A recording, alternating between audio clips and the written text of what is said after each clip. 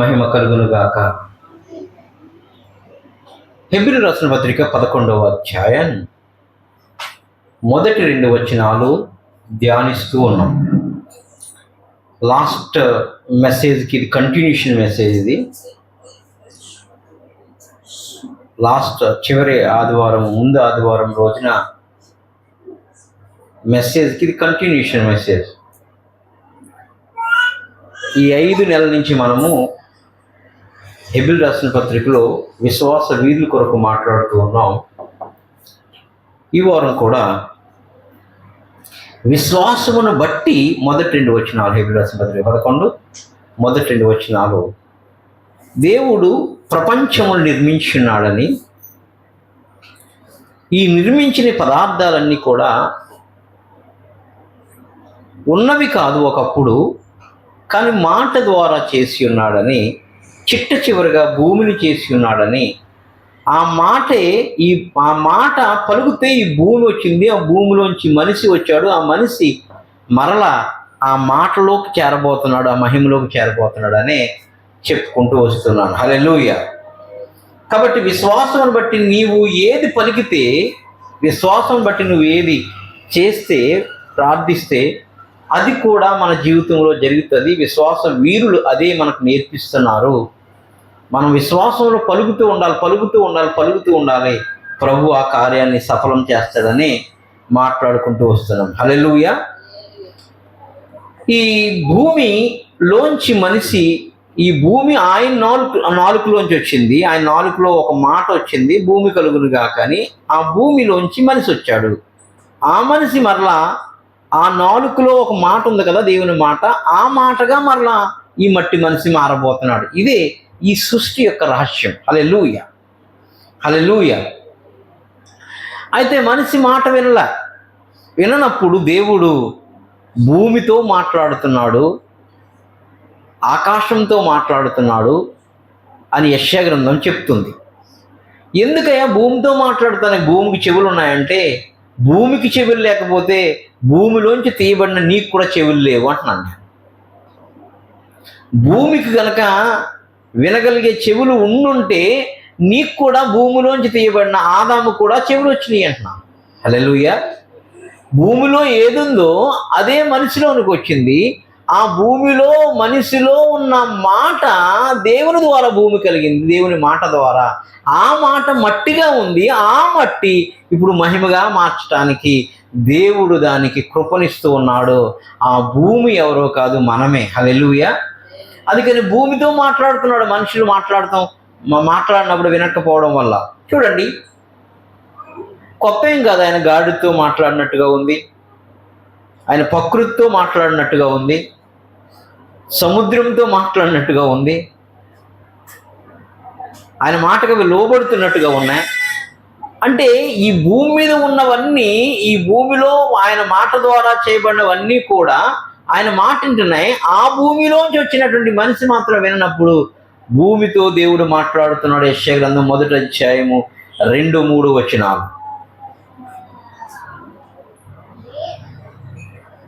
యెహోవా మాట్లాడుచున్నాడు, ఆకాశము ఆలకించుము, భూమి చెవియొగ్గుము, నేను పిల్లలను పెంచి గొప్పవారిని చేసి వారు నా మీద తిరుగుబడి ఉన్నారు. ఎద్దు తన కామాందు నెరుగును, గాడిద తన సొంత వారిని దొడ్డి తెలుసుకును. ఇజ్రాయేలుకు తెలివి లేదు, నా జనులు యోచింపరు. నా పిల్లలు పెరిగి గొప్పవారు అవుతారనుకున్నాను, కానీ వాళ్ళు నా మీదే తిరుగుబడి చేస్తున్నారు. నీలోంచి వచ్చిన వారు, నీలోంచి వాళ్ళని తయారు చేశాను, నా మాట ద్వారా నిన్ను తయారు చేశాను, నీలోంచి వాళ్ళని తయారు చేశాను. దేవుడు తన మాట ద్వారా మనిషిని తయారు చేయాలి, భూమిని మాత్రమే తయారు చేయాలి. గుర్తుపెట్టుకోవాలి. హల్లెలూయా. దేవుడు తన మాట ద్వారా మనిషిని తయారు చేయాలి, భూమిని మాత్రమే. భూమిలోంచి మట్టిని తీసి ఆ మట్టికి జీవం ఊదాడు తప్ప మాట ద్వారా మనిషిని చేయలే. అందుకనే భూమి నా మాట ద్వారా నిన్ను తయారు చేశాను కాబట్టి నువ్వు వింటావంటే ఎస్ నేను వింటాను అంటుంది ఆకాశం. భూమి నేను వింటానంటుంది. హల్లెలూయా. ఎందుకు చెప్తున్నానంటే ఆ భూమిని దేవుడు మహిమగా మార్చబోతున్నాడు. ఆ భూమిలోంచి తీయబడిన శరీరమే నీ శరీరము. భూమి ఎలాగైతే లోబడిందో, ఆకాశం ఎలాగైతే కనుక లోబడిందో, ఆకాశం అంటే నీ కన్నులు, ఆకాశం అంటే కనుక నీ కన్నులు ఎలాగైతే దేవునికి లోబడతాయో, నీ శరీరం భూమి ఎలాగైతే కనుక నీ శరీరం దేవునికి లోబడుతుందో, నా శరీరం ఎట్లా లోబడుతుందో, అప్పుడు ఆయన ఈ భూమిని, ఈ శరీరాన్ని, ఈ ఆపాదమస్తాన్ని మహిమ దేహముగా ఆయన పోలికలోనికి మార్చేసుకుంటాడంట. హల్లెలూయా, హల్లెలూయా, హల్లెలూయా. కాబట్టి ఆ భూమి చూచాడు, భూమి కోసం చెప్తున్నాడు చూడండి. ఆదికాండం 10వ అధ్యాయం 1వ వచనం 25వ వచనం కూడా చదువుదాం. ఆదికాండం 10వ అధ్యాయం 1:25. సేము, హాము, యాపేతు అను వంశ వారి జలప్రలయం తర్వాత వారికి కుమారులు పుట్టిరి. ఆగండి. 25వ వచనం. ఏబేరుకు 2 కుమారులు పుట్టిరు, వాళ్ళు ఒకని పేరు పెలుగు. ఏలైనగా అతని దినముల్లో భూమి దేశములుగా విభాగింపబడిన. అంటే అతని సహోదరుని పేరు యోక్తాము. పెలుగు అనేవాడు ఒకడున్నాడు. అతని కాలంలో భూమి చూడాలి విభాగించబడిందంట. అంటే అంతకుముందు ఒకే విధంగా ఉంది. దాంట్లో నీళ్ళు లేవు, దాంట్లో సముద్రాలు లేవు, దాంట్లో నదులు లేవు, ఏమీ లేవు. విభాగించబడలే ఎక్కడ, దాంట్లో ఏది లేదు. ఎప్పుడైతే విభాగించబడ్డాడో ఇది ఈ ఖండము లేదా ఇది దేశము అని అంటారు. హల్లెలూయా. మీరు చూడండి, ఈ పక్కనే శ్రీలంక ఉంటుంది. శ్రీలంక పక్కన లక్షద్వీపులు ఉంటాయి, చాలా దీవులు ఉంటాయి. అవన్నీ సముద్రంలో ఉన్నాయి. అవి ఏంట్రా బాబు, ఇంత దీవులు, చిన్న చిన్న దీవులు, ఇన్ని దీవులు సముద్రంలో ఉన్నాయంటే ఇవి విభాగించబడ్డాయి. హల్లెలూయా. విభాగింపబడినంత అనకముందు అవి మన మన మన ఈ సముద్రం ఉన్న ఈ దీవులన్నీ కూడా వేరే దేశానికి అంటుకున్నాయి. అంటే ఇజ్రాయేల్ దేశానికి, కువైట్ దేశానికి, సౌదీ అరేబియా దేశానికి, మస్కత్కి, ఈ దేశాలకి జాయింట్ అయి ఉన్నాయి. ఆఫ్రికా వరకు జాయింట్ అయి ఉన్నాయి. హల్లెలూయా. విభాగింపబడినప్పుడు, ఎందుకు విభాగించబడినాడో చెప్తున్నా. ఆ విభాగింపబడినప్పుడు ఇప్పుడు నువ్వు ఇంకా పుట్టలే, కానీ నిన్ను ఈ భూభాగంలో పుట్టించాలని నిర్ణయించి ఉన్నాడు. అది జగత్తు పునాది వేయబడక ముందు. హల్లెలూయా. జగత్తు పునాది వేయబడక ముందే ఈ విభాగింపబడినప్పుడు నువ్వు ఇక్కడ పుడతావు. ఈ ఆసియా ఖండంలో, ఈ ఇండియాలో, ఈ ఆంధ్రాలో, ఈ పశ్చిమ గోదావరి జిల్లాలో, ఈ పేరుపాలెం బీచ్లో నువ్వు పుడతావని ముందుగానే నన్ను నిర్ణయించున్నాడు దేవుడు. హల్లెలూయా. అందుకని పెలుగు దగ్గర విభాగించబడుతున్నప్పుడే నిన్ను ఎందుకు సముద్ర తీరంలో పెట్టించాడో నువ్వు ఆలోచన చేయాలి. హల్లెలూయా, హల్లెలూయా. ఎందుకు ఈ మాట చెప్తున్నాను, మీరు కిందకి వెళ్తే మీకు అర్థమవుతుంది. కాబట్టి భూమిని విభాగించినప్పుడు అనేక ప్రజలు, తెగలు, జాతులు, వర్ణములు, భాషలు, వారు ఏ ఏ దేశాలు, ఏ ఏ ఖండాల్లో, ఏ ఏ భాషల్లో, ఏ ఏ సంస్కృతుల్లో, ఏ ఏ కులాలు, మతాలు, జాతులు, వర్ణాల్లో పుట్టాలో ముందుగానే దేవుడు అక్కడ పెట్టి ఉన్నాడు. హల్లెలూయా, హల్లెలూయా. అలా పెట్టిన తర్వాత 10వ అధ్యాయం 5వ వచనం, అదే అధ్యాయం. వీరి నుండి ఎప్పుడు విభాగింపబడిన తర్వాత అంట, వారి నుండి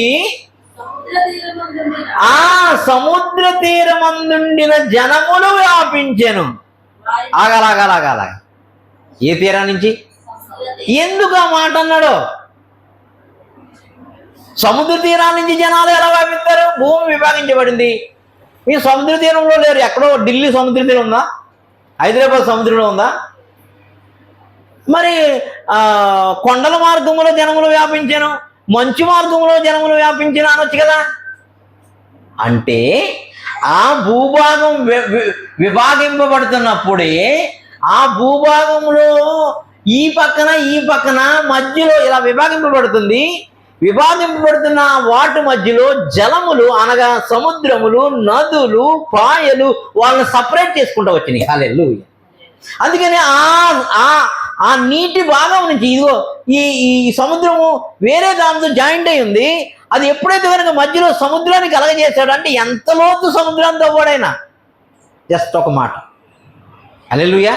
అప్పుడు ఆ జలములు ఎక్కడైతే వచ్చినాయో ఆ జలానికి యువతల వైపు ఉన్నటువంటి మనుషులందరూ కూడా ఆ సముద్ర ప్రాంతాల నుండి ప్రయాణమై మొదలెట్టారంట. హల్లెలూయా. అందుకనే వీరు ఏమని రాస్తున్నాడు అక్కడ? సముద్ర తీరమందలి సముద్ర తీరమందుండిన జనములు వ్యాపించెను. వారి వారి జాతుల ప్రకారం, వారి వారి భాషల ప్రకారం, వారి వారి వంశం ప్రకారం ఆయా దేశములు అంటే దేశాలుగా, ఖండాలుగా వేరైన పెలుగు అనే కాలంలో నేను ఎందుకు ఈ మాట చెప్తున్నానంటే నిన్ను ఇక్కడ తీసుకురావడానికి ఎంత ప్లాన్ వేశాడో దేవుడు నీకు తెలుసుకోంటున్నాను. నేను ఇక్కడ రానన్నాను. ఎక్కడికి? మా తెలియదు ప్రశాంతంగా ఉంది హైదరాబాద్లో. నాకు నేను రానంటే రానన్నాను. వచ్చాను. వాళ్ళు ఎవరో వచ్చారు, కారు ఉంచారు. మేము ఇంకా మాకు సంఘం పడలేదండి బాబు, మీ పెట్టనున్నారు. పెట్టిన తర్వాత కొంతకాలం ఉన్నారు. ఇక్కడి నుంచి మొత్తం సంఘాన్ని అంతా తీసుకెళ్ళిపోయారు. హల్లెలూయా. వాళ్ళు ఎవరో వచ్చారు కొంతమంది మొగల్తూరు నుంచి. ఒక హీలింగ్ జరిగింది, కాలు ఇరిగిపోయి వచ్చింది. ఆమె ఆటోలో కుంటుకుంటా, ఈ రోడ్లు లేవు ఏమీ లేవు, అక్కడ ప్రార్థన చేసుకుంటా ఉన్నాను. ఇరిగిపోయిన వాళ్ళు టక్కనే చిన్న ప్రార్థన చేస్తూనే పైకి లేచిపోయింది, గొంతులు వేసేస్తుంది. వెళ్ళి 2 వారాలు తిరక్కముందే 10 మందిని 12 మందిని మొగల్తూరు నుంచి భోజనాలు వండుకుని గుడ్లు కూరలు వండుకుని ఆటోలో వచ్చేసేదాన్ని. ఆలో 15 మంది 20 మంది తయారయ్యారు. నేను 2018 మాట చెప్తున్నాను. తర్వాత ఇంకొక అతను తీసుకెళ్ళిపోయాడు భీమవరం. హల్లెలూయా.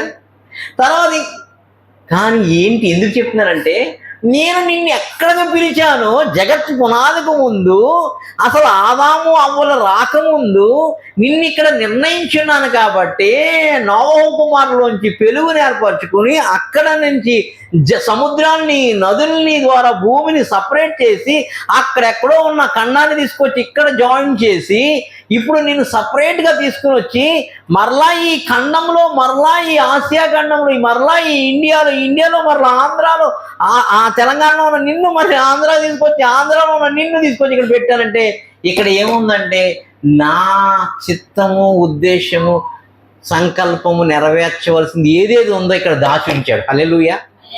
ఇది విశ్వాసమును బట్టి అదృశ్యముగా ఉన్న దాన్ని మనం కనుక్కోవాలి. హల్లెలూయా. అదృశ్యముగా ఉన్నదాన్ని చూసి కనుక్కోవాలి. అందుకు పెలుగు కాలంలోనే దేవుడు సింహగాడు ఇక్కడ పుడతాడో, పుట్టిన తర్వాత ఇక్కడ సేవ చేయాలి అని దేవుడు నిర్ణయించున్నాడు, ముందుగానే నిర్ణయించున్నాడు. హల్లెలూయా. ఎందుకు ఈ మాటలు చెప్తున్నా అంటే, మా తండ్రి అయిన అబ్రహాము అదే సముద్ర తీరా నుంచి ప్రయాణం అయ్యాడు. నా తండ్రి అయిన అబ్రహాము కువైత్ అనే ప్రాంతంలో, ఊరు అనే ప్రాంతం దగ్గర నుంచి ప్రయాణమయ్యాడు. ఆ సముద్ర ఇసుక దగ్గర నుంచి ప్రయాణమయ్యాడు. ఆ సముద్రపు ఇసుక నుంచి ప్రయాణం అవుతూ వస్తున్నప్పుడు ఎంత చూసినా ఇసుకే. సౌదీ అరేబియా మొత్తం ఎడారంతా ఇసుకే. నడుస్తున్నాడు. చివరికి మాటకు లోబడ్డాడు, భూమి లోబడ్డాడు. హల్లెలూయా. ఆకాశం ఆలకించి భూమి చెవికుంటే ఎస్ నేనున్నాను ప్రభు అంటుంది. అలాగ ఇతను కూడా ఇసుక మీద నడుచుకుంటూ వస్తూ ఆ ఎండలో, మండుటెండలో ఆ ఇసుక మీద నడుచుకుంటూనే వస్తున్నాడు. ఆ సముద్ర తీరాలన్నీ నడుచుకుంటూ వస్తున్నాడు. అప్పుడు చెప్తున్నాడు, ఇసుకరేణువులో నీకు జనాన్ని ఇస్తాను. హల్లెలూయా. ఏ సముద్రం దగ్గరటువంటి ఇసుకరేణువుల నుంచి జనాలు వ్యాపించినాయో ఆ సముద్రం దగ్గరే పుట్టించిన ఒక వ్యక్తికి చెప్తున్నాడు, అబ్రహాము ఈ ఇసుకరేణువులనే నీ సంతానమగునని. హల్లెలూయా. అంటే అబ్రహాము నాకులాగానే అక్కడ కూడా పుట్టి ఉన్నాడు, నీకులాగానే అక్కడ కూడా పుట్టి ఉన్నాడు. పుట్టినప్పుడు ఎందుకురా బాబు సముద్ర తీరాన్ని పుట్టాను, నీళ్ళు లేవు ఏమి లేవు, ఉప్పు గాలి అనుకుంటున్నాడు పాపం. హల్లెలూయా. కానీ నేను ఏ సముద్రం పెలుగు ద్వారా పెలుగు అనేవాడి కాలంలో సముద్రములను, భూమిని సముద్రం ద్వారా, నదుల ద్వారా విభాగించాను. ఆ సముద్రపు ఇసుక రేణువుల్లో నిన్ను పుట్టించి ఆ సముద్రపు ఇసుక రేణువులే నీ సంతానాన్ని అభివృద్ధి చేస్తానని వాగ్దానానికి ఇస్తున్నాను. అలా నీ జీవితంలో కూడా దేవుడు నీ కొరకు దాచి ఉంచబడిన వాగ్దానం ఉంది. హల్లెలూయా. నీ కుటుంబం కొరకు ఉంది. హల్లెలూయా. నీ బిడ్డల కొరకు ఉంది. హల్లెలూయా. ఆ కృప మీ మీదకి రాబోతుంది. అందుకనే దేవుడు మాట ద్వారా మట్టిని చేశాడు. ఆ మట్టిలోంచి మనిషి వచ్చాడు. ఆ మనిషి దేవునిగా మరలా మార్చబడబోతున్నాడు. ఇదే సృష్టి కర్మం, సృష్టి యొక్క ధర్మం, సృష్టిలో ఉన్నటువంటి మర్మం. హల్లెలూయా. అందుకనే సముద్రపు ఇసుక రేణువులు అంటే నాకేం అర్థం అవ్వలేదు. ఎందుకు సముద్ర ప్రాంతాల్లో కట్టమంటున్నాడు అనేది నాకు అర్థం కాలేదు. కానీ ఆయన ఇప్పుడు మెల్లగా అబ్రహాముకు టీచ్ చేసినట్టుగా చెప్తున్నప్పుడు పరిశుద్ధాత్మ దేవుడు, ఓహో విశ్వాసం బట్టి ఇసుక నాకేం తెలియదు, నువ్వు ఇసుక ఉంచుకోరా అని చెప్పేవాడు నాకు. ఆవిడొచ్చి ఇది అంతా కూడా ఇసుకే ఉంచాలని నా ఆశ, దాంట్లోనే కూర్చుని ఆరాధన చేయాలనేది నా ఆశ, ప్రభువుకి నా ఆశ. అందుకని ఇప్పుడు కూడా ఇసుకే ఉంచాను. ఏడి ఇసుక రేణువుల వలె జనాన్ని ఇస్తాడని నాకు తెలియకుండానే ఆ ఇసుకలోంచి వచ్చిన నేను ఇసుక రేణువుల వలె జనాల కొరకు ముందుగా ప్లాన్ వేశాడు. హల్లెలూయా. ఇప్పుడు మనకేం కనబడకపోవచ్చు, కంటికి కనబడట్లేదు ఆ చేయబడిన పదార్థం, కానీ అదృశ్యమైన దాన్ని నీకు ముందుగా తీసుకొచ్చి రుజువు చేస్తాడు. అదే విశ్వాసం బట్టి నువ్వు చూడబోతావు. హల్లెలూయా, హల్లెలూయా, హల్లెలూయా, హల్లెలూయా, హల్లెలూయా. చూడండి ఆ వాక్యం ఎక్కడ ఉందో చూడండి. ఆదికాండం 15వ అధ్యాయం 5వ వచనం. మరియు ఆయన వెలుపలికి అతన్ని తీసుకొని వచ్చి నీవు ఆకాశంలోకి తేజూచి నక్షత్రములను లెక్కించుటకు నీ చేతనైతే లెక్కించమని చెప్పి నీ సంతానం అలాగ ఉందని చెప్పాను. ఆగా ఇసుక సంతానము నక్షత్రం అలా చెప్పాలి.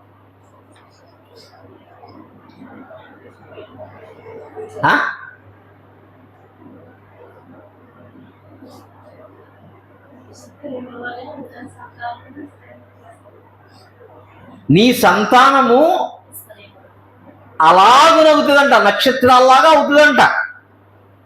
హెబ్రీ రాసిన పత్రికలో పౌలు మర్మాన్ని డీకోడ్ చేస్తున్నటువంటి 11-12 వచనం. ఇదే 11-12.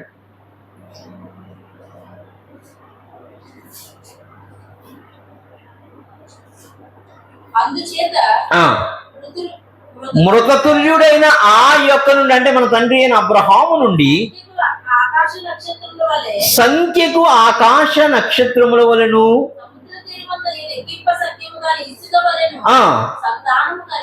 ఆ ఇసుక వలే నీ మనం భూమి మీద ఉన్నాం, ఆకాశంలో లేము. ఆకాశం కింద ఉన్నదంతా మనకు అప్పచెప్పాడు. కానీ ఏం చెప్తున్నాడు చూపించేటప్పుడు?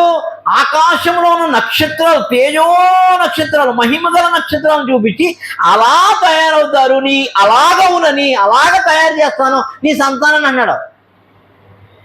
అంటే ఈ నీళ్ళు ఆకాశంలో కంటాడా? కాదు, ఈ భూమి మీద కంటాడు. వాళ్ళు ఇసుకలో ఉన్న వాళ్ళు, ఇసుక ద్వారా వచ్చారు, ఇసుక ద్వారా ఆదాము నిన్ను కన్నాడు, ఇసుక ద్వారా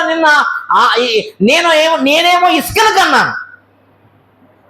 హల్లెలూయా. ఎవరు? దేవుడు ఇసుకను కన్నాడు, తన మాట ద్వారా భూమి కలుగును కాకన్నాడు, ఇసుక వచ్చింది. హల్లెలూయా. రాయి రాలేదంటలేదు నేను, మంచు రాలేదంటలే.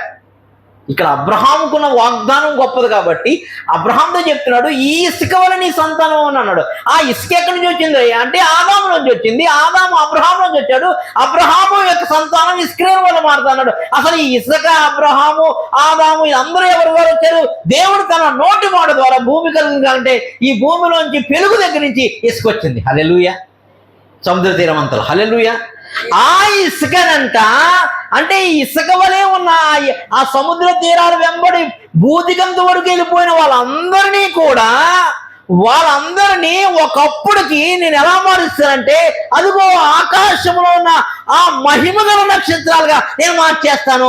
అదే శాండ్ ఎట్లా కన్వర్ట్ అవుతుందంటే కనుక మహిమగల నక్షత్రాలుగా మారిపోబోతుంది. హల్లెలూయా. ఆ శాండ్ ఎవరో కాదు, నువ్వే, నీ శరీరం. హల్లెలూయా. ఆ మట్టి ఎవరో కాదు, నువ్వే. నీ మట్టిని ఆయన ఈ శిలువ ద్వారా, ఈ శిలువ రక్తము ద్వారా, ఈ పరిశుద్ధాత్మ ద్వారా మహిమగల నక్షత్రాలకు ఎలాగైతే కనుక మహిమతో ఉన్నాయో అలాంటి దేహాలని ఈ ఇసుక రేణువులకి ఇవ్వబోతున్నాడంట. హల్లెలూయా. అందుకు రెండింటిని పోలుస్తున్నాడు. నేను చాలాసార్లు చదివాను కానీ ఇప్పుడే చెప్తున్నాడు దేవుడు. హల్లెలూయా. ఎన్నో మార్లు చదివాను, ఎన్నోసార్లు. ఎందుకు దేవుడు ఆకాశం అటువైపు బయట వెలుపలికి తీసుకెళ్ళి ఆకాశ నక్షత్రం చూపించాడని ప్రసంగాలు ఎన్నో చేశాను. అండర్స్టాండింగ్లే. నా నోటితోటి భూమిని చేశాను, ఆ భూమిలోంచి ఇసుక రేణువులు నేనే సృష్టించాను. ఆ సముద్ర తీరం అంతటి నుంచి సమస్త జనములు, వంశములు, జాతులు, తెగలందరూ ఆ సముద్ర తీరములంతా, భూమి అంతా, ప్రపంచమంతా వ్యాపించేలాగా నేనే చేశాను. ఆ సముద్ర తీరాన్ని కువైత్లో ఉన్న ఆ అబ్రహాముని, ఊర్ అనే ప్రాంతంలో ఉన్న అబ్రహాముని నేనే పిలిచాను. పిలిచి ఈ సంతానమును, ఈ ఇసుకరేణుల వలె నీ సంతానమును భూదిగంత వరకు వ్యాపింపచేసి వాళ్ళని మరలా తేజో నక్షత్రములుగా, మహిమగల నక్షత్రములుగా, ఆ తేజో మహిమ నక్షత్రాలకు ఎలా ఉందో ఈ ఇసుకరేణువుల ద్వారా తయారు చేయబడిన మట్టిగా మారిన వీళ్ళందరినీ కూడా నా రక్తం ద్వారా, నా ఆత్మ ద్వారా, నా వాక్యము ద్వారా, నా విమోచన ద్వారా ఆ మహిమ దేహాలు ఇవ్వబోతున్నాను. హల్లెలూయా, హల్లెలూయా. ఇది అదృశ్యమైన దానిని చూసి నమ్మడంట అబ్రహాం. అందుకనే ఈ విషయము పెద్దలు సాక్ష్యము పొందిరి. హెబ్రీయుల రాసిన పత్రిక 11:3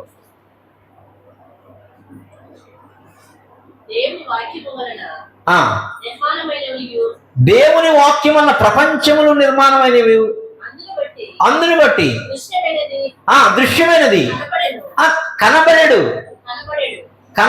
పదార్థముల చేత నిర్మింప చేయబడలేదని విశ్వాసము చేత. ఏంటి గ్రహించుకొనిచున్నా? అసలు ఇప్పుడు ఉన్న పదార్థాలన్నీ కనబడేటువంటి పదార్థాల చేత కాదు, కనబడని పదార్థముల చేత తయారు చేయబడ్డాయంట. ఆ ప్రపంచాల్లో ఈ భూప్రపంచం కొరకు నేను మాట్లాడుతున్నాను. దీంట్లో ఉన్న ఇసుకను కనబడని పదార్థముల చేత చేశాడు. అది ఎప్పుడు కనబడుతుంది అంటే క్రీస్తు రక్తము చేత కరగబడినప్పుడు ఆ ఇసుకలోంచి వచ్చిన మట్టిలో నీలో మహిమ ఉందని దేవుడు నీకు బయలుపరుస్తాడు. అదే మహిమ దేహాలు, అదే పరలోక రాజ్యం, అదే దేవుని యొక్క ఆశీర్వాదం. హల్లెలూయా, హల్లెలూయా, హల్లెలూయా. అది చూశాడంట అబ్రహాం. అందుకనే నేను పునాదులు గల ఆ బంగారపు పట్టణపు కొరకు ఎదురు చూస్తున్నానన్నాడు విశ్వాసంతో. హల్లెలూయా, హల్లెలూయా. కాబట్టి దేవుడు ఈ ఇసుక రేణువుల్ని ఆకాశ నక్షత్రముల వలె మహిమతో మార్చబోతున్నాడు. ఇప్పుడు అసలు ఆదికాండం 22 చూడండి.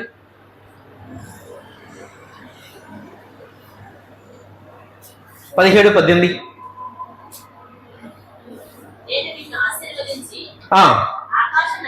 ఆకాశ నక్షత్రములను సముద్ర తీరమందరి ఇసుక వలెను నీ సంతానము నిశ్చయముగా విస్తరింపజేసేదను. నీ సంతతి వారు తమ శత్రువుల గవిని మరియు నీవు నా మాట వినునందున, ఇది ముఖ్యమైన పాయింట్ అండర్లే, నీవు నా మాట వినునందున. మొత్తం బైబిల్, ఎంటైర్ బైబిల్ మాట వినడంలోనూ వినకపోవడంలోనూ ఆధారపడి ఉంది. మాట వింటే వేరే లెక్క, మాట వినకపోతే వేరే లెక్క ఆయన దగ్గర. హల్లెలూయా. నేనైనా సరే, నువ్వైనా సరే. హల్లెలూయా. నీవు అందరూ అన్నారే, ఎవడో ఇసుకలో ఈ సముద్ర తీరాన్ని వచ్చి కట్టాడు అన్నారు. హల్లెలూయా. నేను దేవుని మాట తప్ప ఎవడి మాట విన్నాను. హల్లెలూయా. 2-3 సార్లు పడగొట్టారు. నేను దేవుడి మాట తప్ప ఎవడి మాట విన్నాను. హల్లెలూయా. సంఘస్థులు అందరూ వెళ్ళిపోతాం, వెళ్ళిపోంటారు అన్నాను. హల్లెలూయా. దేవుని మాట తప్ప ఎవడి మాట? అబ్రహాముని అందరూ పోతే ఎక్కడికి వెళ్తారో ఊరు ఆయన ఆ సముద్ర తీరాన్ని నుంచి ఇసుకలో వచ్చి నడుచుకుంటూ వెళ్తున్నప్పుడే ఆయనకి అర్థమైపోతుందంట. సుందరమైన పాదాలు ఆ ఇసుకను తాక్కుంటూ వెళ్తున్నప్పుడు నీ సువార్త ప్రకటించే ఈ పాదాలే, అనగా నువ్వు సువార్త నమ్మబోతున్నావు కదా త్వరలో, ఈ పాదాలని ఈ ఇసుక ద్వారా ఈ పాదాలు తాకిన ఈ ఇసుకని నక్షత్రాలుగా నేను మార్చేవాను. హల్లెలూయా, హల్లెలూయా, హల్లెలూయా. మాట వినినందున, చదవడం అద్భుతమైన మాట, నీవు నా మాట వినినందున భూలోకములోని జనములన్నీ ఏ మాట విన్నాడో చెప్తాను. ఇప్పుడు నేను నీ సంతానం వల్ల ఆశీర్వాదం నా తోడని, అది విషయం. నేను చచ్చిపోయిన దొట్టు అన్నాడంట. ఎవరితో పెట్టుకోలేదు ఒట్టు దేవుడు. నేను చిన్నప్పటి నుంచి ఎన్నో ఒట్లు పెట్టుకుని ఉంటాను. అంటే మీరు చెప్తే మీరు బాధపడతారు కదా, మీరు అబద్ధాన్ని నిజమని పెట్టుకుంటారు. హల్లెలూయా, హల్లెలూయా. ఎన్నో ఒట్లు పెట్టుకుంటారు. మా అమ్మ ఒట్టండి, మా నాన్న ఒట్టండి, అసలు నేను తేలేదని అంటారు. హల్లెలూయా. తప్పు చేయలేదని అంటారు. యేసు ప్రభు దేవుడు అబ్రహాం తోటి చెప్తున్నాడు, నేను చచ్చిపోయినంత ఒట్టురా బాబు, నీకు మాట ఎత్తున్నాను. నువ్వు నమ్మావు కదా, అది ఒకటి నమ్మావు నన్ను, అందుకు నీ సంతానాన్ని ఇలా చేస్తాను. ఎలాగా? స్క్రీన్ వలే. ఎలా? ఏ మాట నమ్మావు? కింద చూడండి. ఇప్పుడు కాదు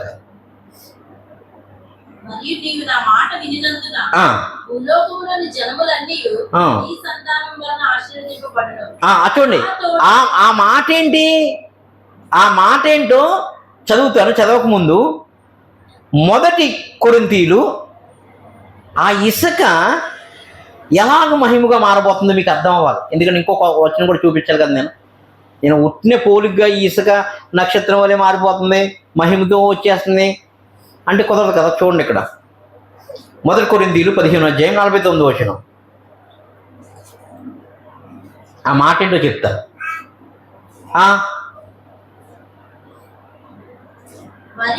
మరియు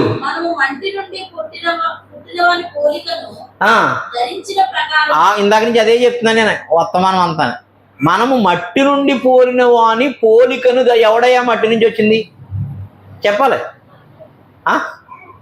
ఆదాముని ఎవరు తయారు చేశారు?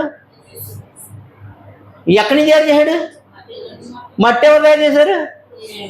ఎవరు? దేని ద్వారా? మాట ద్వారా. అందుకే నా వింటున్నాయి. ఈ మట్టి అంటలేదు, అదే ప్రాబ్లం. మట్టి నుంచి వచ్చినటువంటి మనమందరము ఆ మట్టి పోలికను ధరించిన ప్రకారము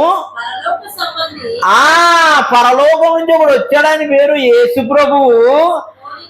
ఆ పరలోక సంబంధి పోలికను ధరిద్దాము. ఒకడు మట్టి నుంచి వస్తే మట్టి పోలికను ధరిస్తే ఇంకొకడు వస్తున్నాడు, ఆడి పోలికను మనం ధరిద్దాం. ఆడి పేరు ప్రభు అయిన యేసు ఆయన దేవుడు. హల్లెలూయా. ఆ మాట నమ్మాడంట అబ్రహాం అప్పుడు.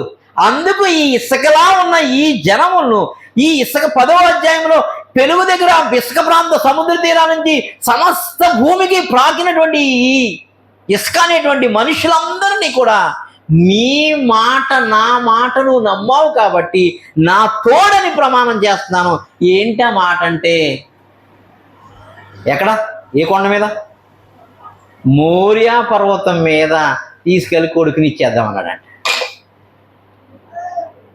ఈ కొడుకుని ఇస్తున్నప్పుడు ఆ మాటను నమ్మడంట. నా కొడుకుని ఇవ్వబోతున్నాను, నీ కొడుకుని కాదు. గొర్రెపిల్ల ఇస్తున్నప్పుడు దేవుడు చెప్పిన మాట. అబ్రహాం అన్నప్పుడు ఆగడంట అబ్రహాం. అదిగో పొట్టేలు ఉంది. అలాగే నా కుమారుణ్ణి ఇవ్వబోతున్నాను సిలువ మీద, ఇదే కొండ మీద అని చెప్తే ఆ మాటను నమ్మి, ఈ మాట వల్ల ఏమవుతుందయ్యా? ఈ మాటను నమ్మి, ఈ రక్తము నమ్మి, ఆయన ఆత్మను నమ్మి, ఆయన సువార్తను నమ్మి బాప్తిజం పొందిన ఈ ఇసుకంతా, సముద్ర తీరము నుంచి ప్రపంచ నలుమూలకి వెళ్ళిపోయి ఇసుకంతా ఆకాశ నక్షత్రములుగా మార్చేస్తాను, మార్చకపోతే నేను చచ్చిపోయినా దొట్టు అన్నాడు. హల్లెలూయా. ఆ మాట నమ్మాడంట. నమ్మినప్పుడు ఆ విషయాన్ని అబ్రహాము నమ్మాడు కాబట్టి ఆ సువార్తను అన్ని జనులకు ముందుగా ప్రచురము చేశాడు. హల్లెలూయా. అందుకే ఇందాక చదువుతుంది కదా, అబ్రహాము మూలముగా సమస్త జనములు ఆశీర్వదించబడడం జరిగింది కదా. ఎలా ఆశీర్వదించబడతాం? ఇప్పుడు భూమిలో ఉన్నటువంటి సేవకులు కానీ సంఘాలు కానీ అనుకుంటున్నాయి ఈ ఆశీర్వాదం అనుకుంటున్నాయి. హలో ఏమనుకుంటా? రేపొద్దుట ఆ పరలోకం వెళ్ళినప్పుడు నీ మహిమ వేరు, నా మహిమ వేరు. అదే కొరింథీలో రాస్తాడు. ఆ నక్షత్రముల యొక్క మహిమ వేరు, పక్షుల యొక్క మహిమ వేరు, సూర్యుని యొక్క మహిమ వేరు, మనుషుల యొక్క మహిమ వేరు అని రాస్తున్నాడు. హల్లెలూయా.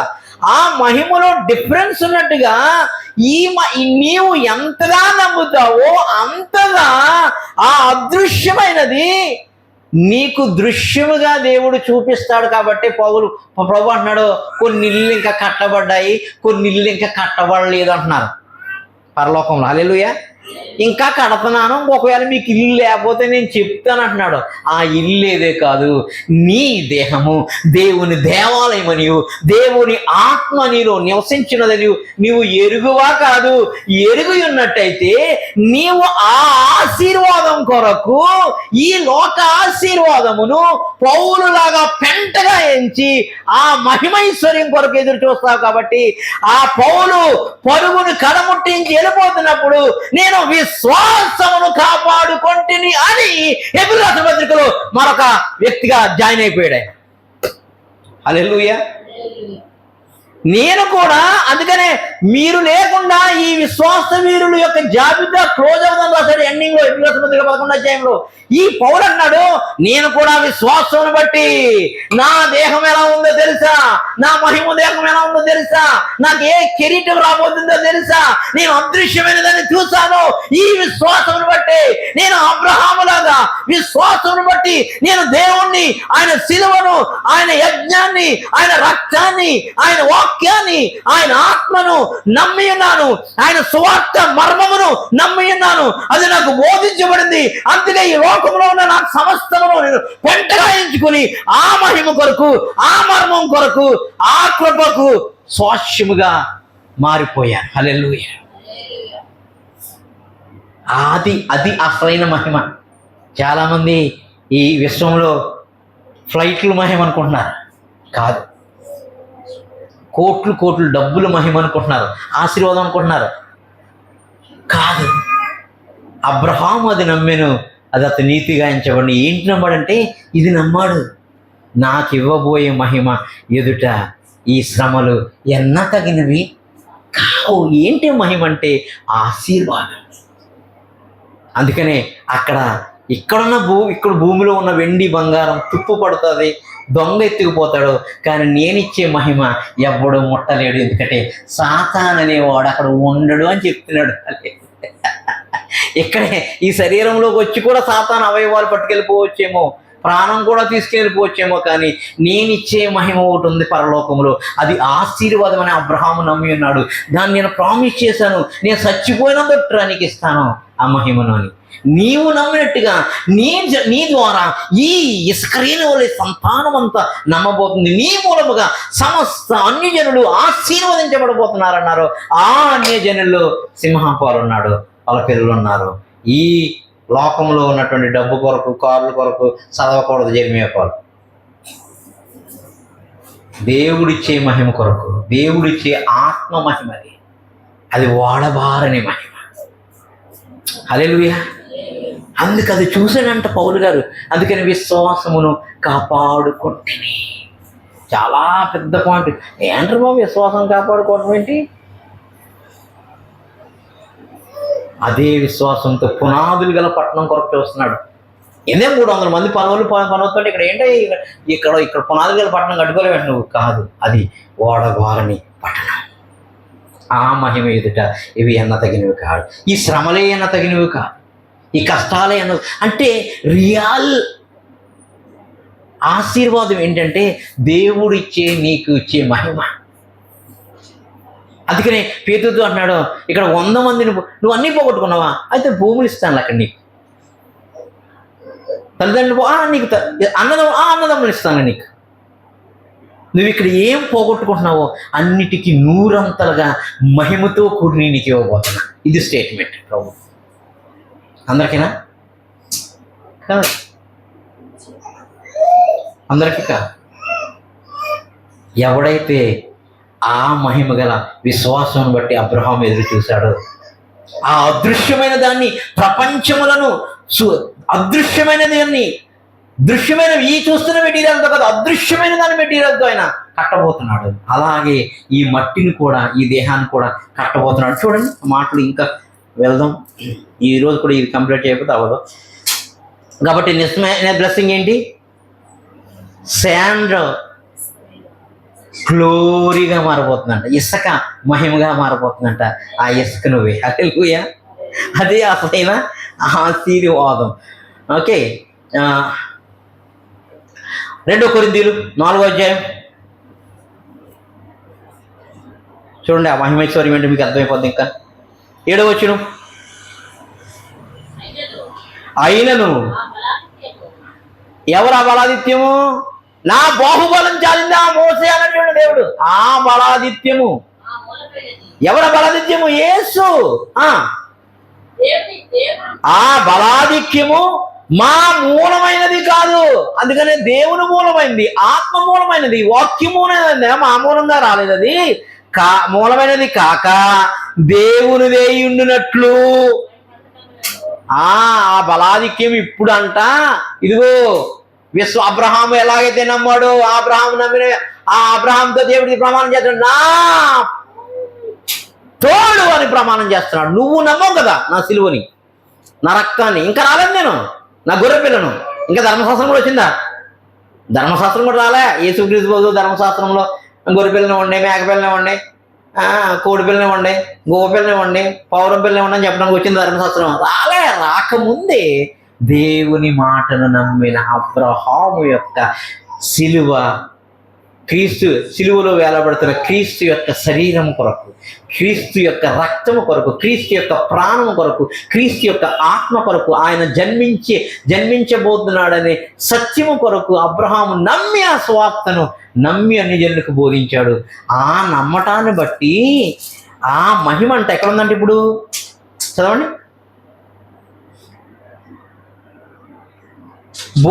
దేవుని యందు మట్టి ఘటములలో,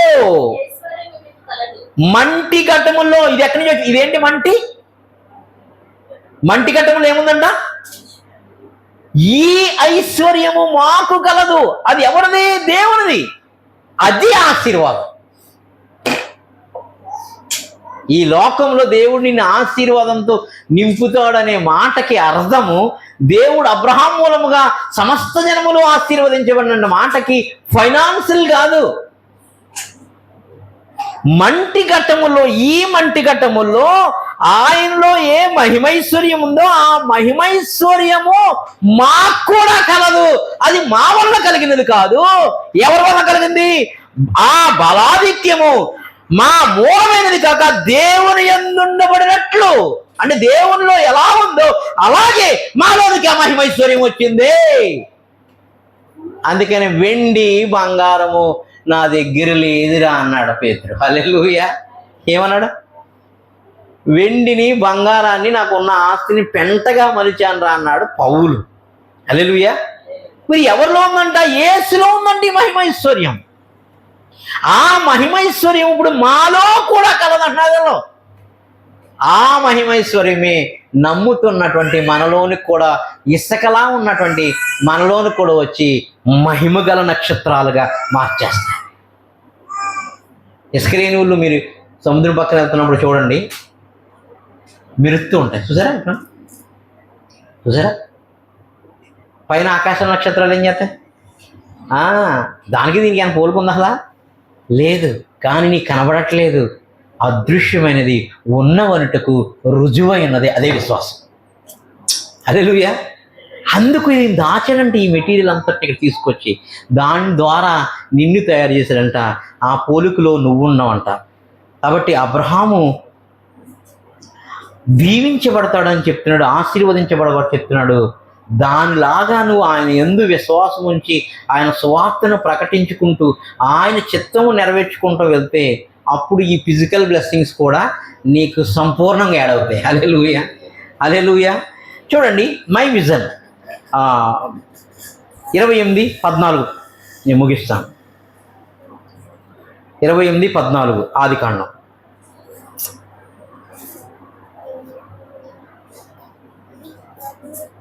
ఆదికాండం 28:14. నీ సంతానం భూమి మీద లెక్కకు ఇసుక రేణువులలే అగును. ఎవరు? ఈయన ఎవరనుకుంటున్నారు? అబ్రహాం కాదు, ఈయన యాకోబు. అబ్రహాము కుమారుడైన ఇస్సాకు కుమారుడైన యాకోబు. హల్లెలూయా. యాకోబు నుంచి 12 గోత్రాలు వచ్చి అవి తూర్పు, పడమర, ఉత్తర, దక్షిణ దిశలకు వ్యాపించాలంట. చూడండి, రేణువులగును నీవు పడమటి తట్టునకును, తూర్పు తట్టుకును, ఉత్తరము తట్టును, దక్షిణ తట్టునకును వ్యాపించదు భూమి యొక్క వంశములన్నీ. హల్లెలూయా. అంటే ఇశ్రాయేలును బట్టి దేవునికి మహిమ కలుగు. వాళ్ళని బట్టి నేను దీవించబడ్డాను. హల్లెలూయా. వంశములన్నీ నీ మూలముగాను నీ సంతానము మూలముగాను ఆశీర్వదించబడను. హల్లెలూయా. ఆకాశ నక్షత్రమును పోల్చింది ఇశ్రాయేలుని. హల్లెలూయా. ఆదికాండం 32:12.